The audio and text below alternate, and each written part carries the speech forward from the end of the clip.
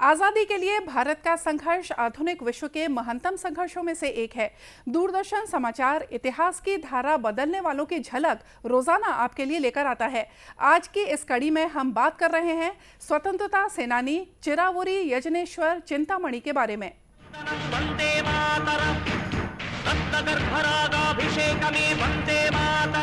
आज हम स्वतंत्रता सेनानी चिरावुरी यजनेश्वर चिंतामणि का भी स्मरण कर रहे हैं। सीवाई चिंतामणि का जन्म 10 अप्रैल 1880 को आंध्र प्रदेश के विजयनगरम में हुआ था। उन्होंने अपना अधिकांश जीवन प्रयागराज में बिताया। युवावस्था से ही चिंतामणि उदारवादी विचारों से प्रेरित इंडियन नेशनल कांग्रेस के नरम पंथ के नेताओं से प्रभावित थे।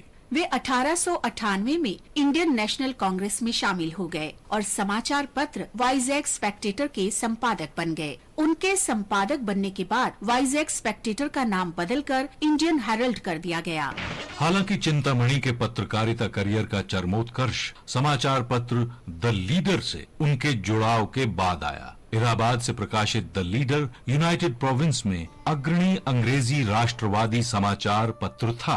द लीडर पंडित मदन मोहन मालवीय, मोतीलाल नेहरू, सच्चिदानंद सिन्हा और तेज बहादुर सप्रू जैसे अग्रणी राष्ट्रवादियों का संयुक्त उपक्रम था। चिंतामणि नगेंद्रनाथ गुप्ता के साथ पहले इस अखबार के संयुक्त संपादक बनाए गए, लेकिन जल्द ही वो द लीडर के पूर्ण संपादक बन गए। इस समाचार पत्र ने ब्रिटिश राज और इसकी नीतियों की भरपूर आलोचना की। चिंतामणि ने 1918 में कांग्रेस छोड़कर सुरेंद्र नाथ बनर्जी, दिनशॉ वाचा, चिमन लाल सेतलवाड़ और तेज बहादुर सप्रू के साथ मिलकर लिबरल पार्टी गठित की। एक उदारवादी सदस्य के रूप में उन्होंने स्वतंत्रता प्राप्ति के लिए संवैधानिक तरीकों के उपयोग को प्राथमिकता दी।